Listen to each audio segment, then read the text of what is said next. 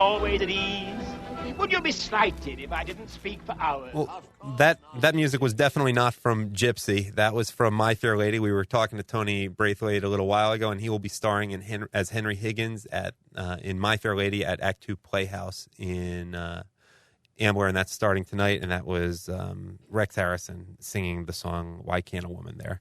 But I want to thank again my guest co-host today, filling in for Bob Guzzardi, Sharon Geller, and now we're going to put her back in her usual role, reviewing and giving, doing some features. And first, we want to talk about your interview recently with Richard Lewis. Yes, I had the pleasure of having a 90-minute conversation with Richard Lewis, which blew my mind because I was praying he would give me 10, maybe 15 minutes.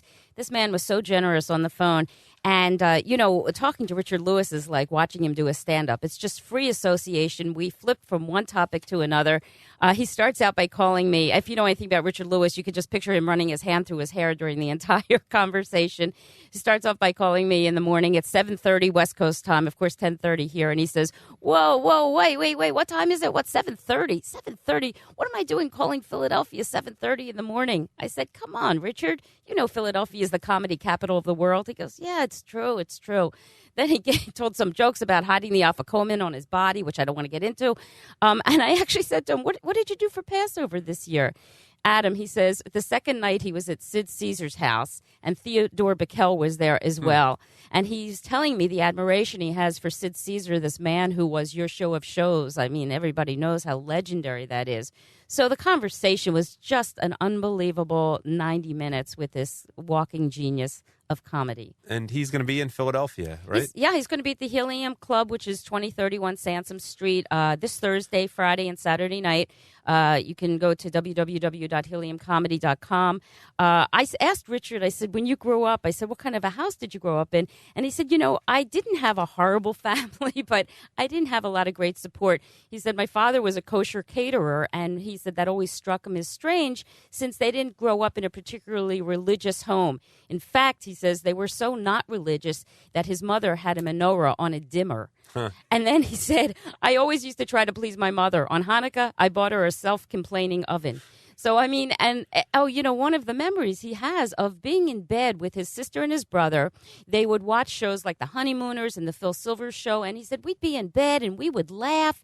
There wasn't a dysfunction in sight. Then the show would end, we'd get out of bed, and we'd all turn back into a dysfunctional family. So I said to him at the end of the interview, of course, I said, I have to ask you some James Lipton questions. I said to him, what would you do if you weren't a comedian? And he said, I would have been an architect. And I said, why? And he said, because I would have built buildings for dysfunctional people and combined that with psychiatry to keep people away from siblings that upset you. Huh. So, I mean, a classic Richard stuff. I mean, he told me a great story about knowing Larry David, of course, has been such a big part of his life with Curb Your Enthusiasm. So I said, how did you first meet? He said, you won't believe this. When I was 12 years old, I wanted to make the freshman basketball team. So I went to a camp in upstate New York where all of the counselors were young coaches, and there was sports 24/7.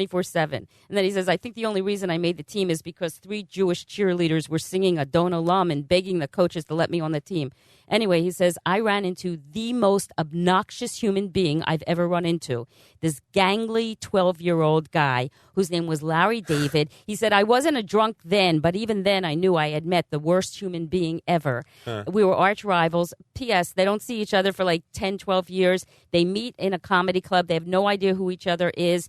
They become fast friends. And one night, Richard is staring at him at the bar, and Larry David says, why are you staring at me like that? You're scaring me. And Richard said, I have the feeling we've met before. We know each other. At that moment, they both broke out with, wait a minute, you're that Larry David? You're that Richard Lewis? That's funny. And they realized they went from obviously hating each other to being each other's best friend. And he went on to rave about how generous a person Larry is. So it was a very fun interview. It was really a lot of fun. And you're going to go see the show, I assume, in a few days. I am going to be there Thursday night, baby, with bells on. One more highlight from you of your interview. Do you have any more?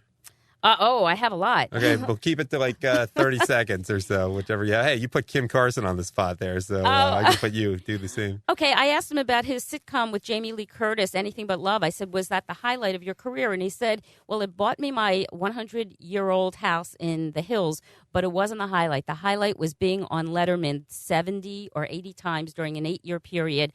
And Letterman said to him in one of the interviews, you know what, don't do stand-up, just come to the panel because you're so physical that it's hard for the camera to capture you. So if you want to be a wreck, you can, but do it sitting down.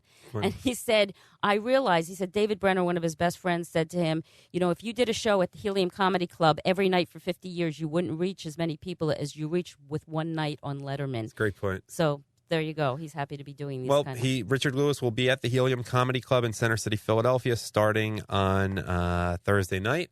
And Sharon Geller, if you want to find out more about her, you can do so at SharonGeller.com.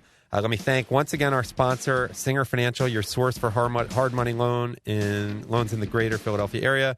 Vote if you're informed, don't if you're not. But today's the primary. Polls closes at 8 in Pennsylvania. Finally, ArmenianGenocideWalk.com for Saturday's event in Center City. And let me also thank Tim Halloran for producing. We'll talk to you next week. Okay. Thanks, Adam.